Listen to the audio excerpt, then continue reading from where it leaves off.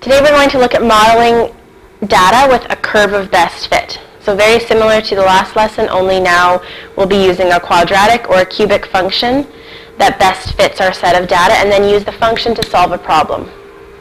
So the curve of best fit, just what I said, is the curve that best approximates the trend on the scatter plot. So you'll follow the exact same steps as when finding the line of best fit, except instead of choosing show linear, we'll choose show quadratic or show cubic. And that will depend on the trend that our scatter plot shows. Josie hit a golf ball from the top of a hill. The height of the ball above the green is given in the table below.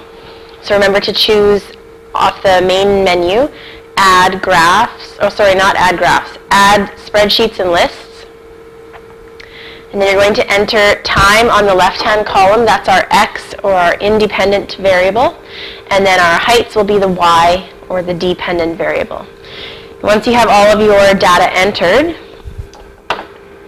then you're going to highlight both columns, click Menu, option 3 is Data, and then we want to make a quick graph, so that's option 9.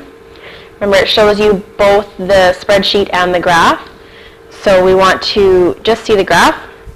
So press Control 6. That gives you just the spreadsheet, and then Control right arrow gives us our scatter plot, which should look like this.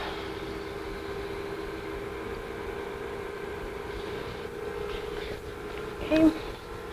So this looks like it approximates a quadratic function. It increases at a maximum of around close to 70, or maybe that's 80. Yeah, close to 80. And then it starts to decrease again. So we want to go to Menu, and Analyze, Regression, which is option 6. And then instead of linear, we're going to choose quadratic.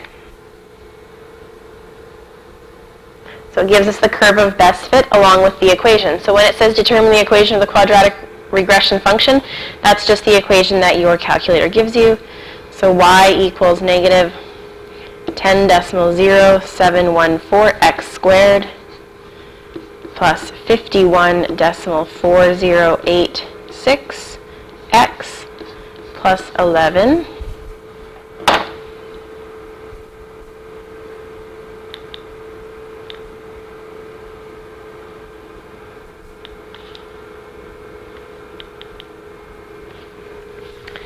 Okay, so we want to use the equation to determine the height of the ball at 4.5 seconds.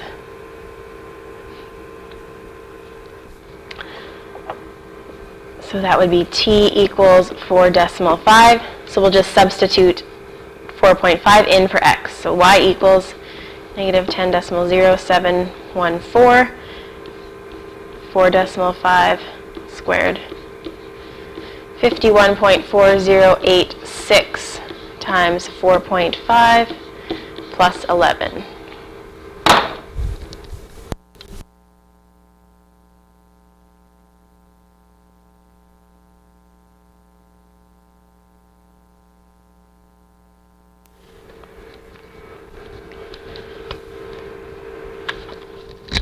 So you can calculate that using your calculator.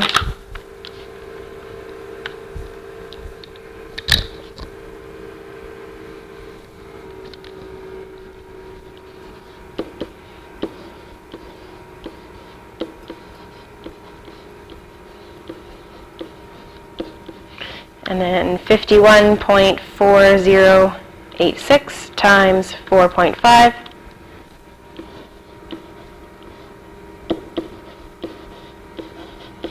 Oh, this was negative. Plus 11.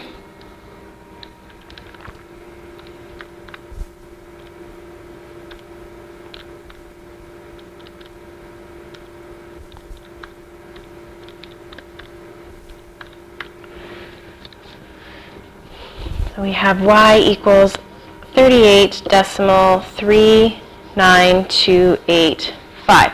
That means that at the time of 4.5 seconds, the ball was at a height of 38.39285 meters. Part D, When did the ball hit the ground? So we want to know the time when the height of the ball was 0, so y equals 0. So for this one, instead of using the equation, we'll use the trace function on our graph. So remember, you go to Menu, Analyze, and then all the way at the bottom, Trace Graph.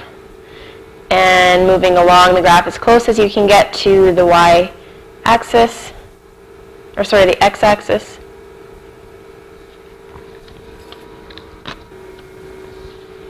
And at this point, you might have to zoom out if you can't get the whole graph into the screen. So this would be approximately, so when y equals 0, x is approximately 5.3 seconds.